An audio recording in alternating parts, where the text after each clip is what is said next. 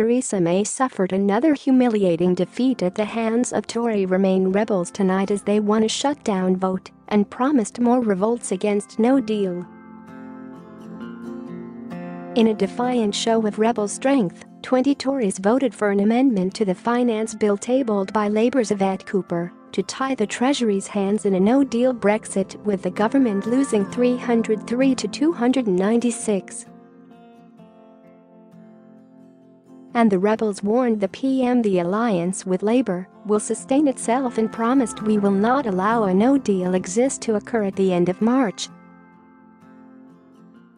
Downing Street played down the impact of the amendment, insisting it was inconvenient but would not actually stop the Treasury collecting taxes. More dangerous for the Prime Minister is the successful alliance between pro-Remain MPs on her benches and the opposition. Together they could cause chaos for the government in the coming months on a series of issues. Tory veteran Sir Oliver Letwin warned Mrs May, "The majority tonight that is expressed in this House will sustain itself. We will not allow a no-deal exit to occur at the end of March." Mrs May faced a further blow today as Business Minister Richard Harrington warned he would quit the government to join rebels if the government pivots to no deal. Meanwhile, Michael Gove today likened hardline Eurosceptics to mid-50s swingers waiting for actress Scarlett Johansson to turn up at a party.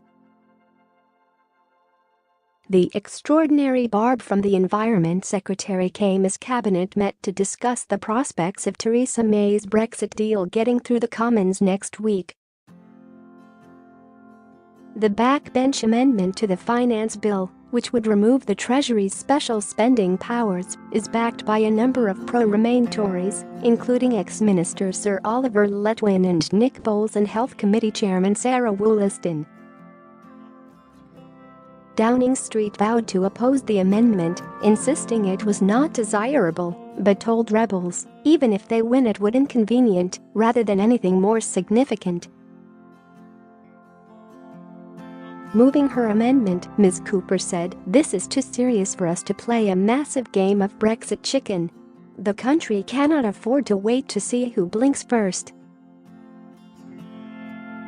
So I hope ministers, as has been rumored, will accept this amendment, and I hope they will accept the principle behind it that either the government should get agreement on a deal before March 29 or get explicit agreement to no deal before March 29.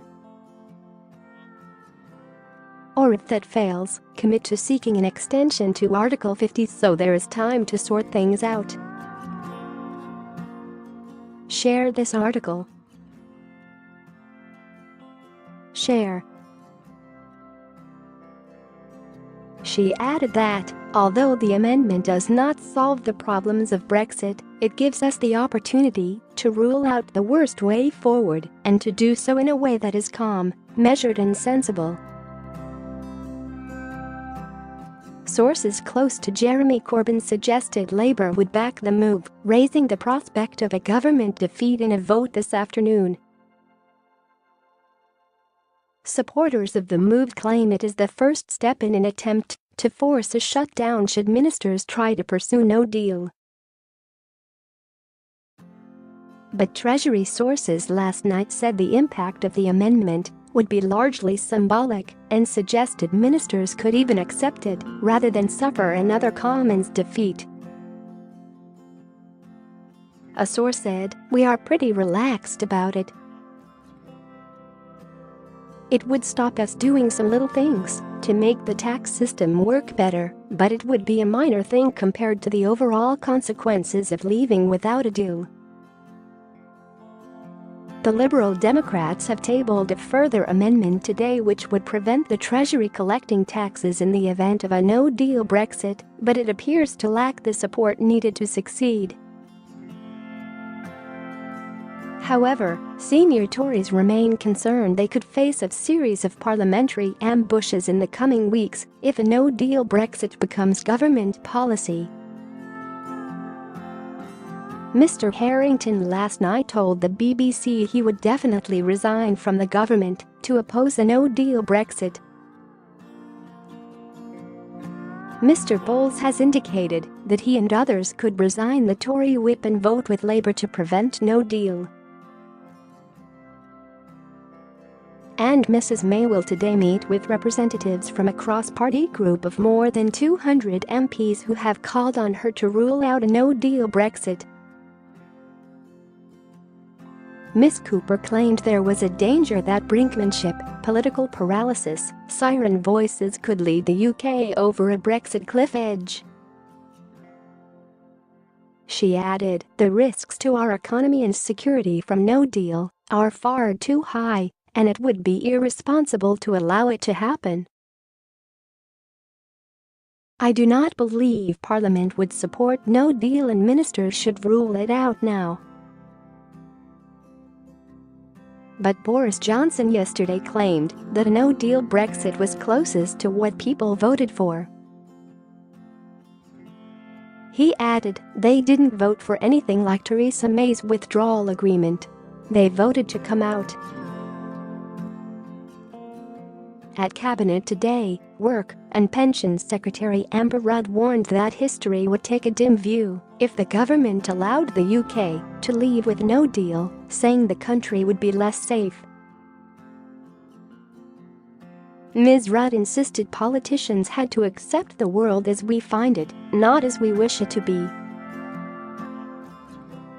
And Ms. Rudd was backed by Mr. Gove, who compared Brexiteers who are refusing to accept the withdrawal agreement, such as Jacob Rees-Mogg, to over-picky swingers who were waiting for the perfect partner to arrive at a party. Responding to Mr. Gove's reference to the Hollywood actress, Ms. Rudd quipped that some MPs might be waiting for Pierce Brosnan. Justice Secretary David Gauke, who has condemned wishful thinking by Brexiteers, waded in to say that Labour seemed to be holding out for Scarlett Johansson on a unicorn. Jeremy Corbyn has said he wants the UK to be in a customs union but able to strike trade deals elsewhere, something Brussels has flatly rejected. Home Secretary Sajid Javid is also said to have spoken negatively about the consequences of no deal, suggesting the government's ability to tackle illegal immigration might be reduced. Business Secretary Greg Clark told MPs in the House today that no deal should not be contemplated. As the PM wooed Tory MPs in Downing Street last night, Business Minister Richard Harrington made clear he will resign if the government backs no deal after Mrs. May's plan is defeated. Several cabinet members, including Mr. Gauke, have also signalled they would quit, while some Conservatives have insisted they would vote no confidence in the government to avoid a chaotic departure. Meanwhile, senior Tory Dominic Grieve and Labour's Chris Bryant are thought to be mulling a joint effort to force the date of Brexit vote forward. They could try to table an amendment to the government's scheduling plan that would mean the showdown happening on Thursday rather than next Tuesday. Ministers want to hold another 5 days of debate starting tomorrow before the vote takes place.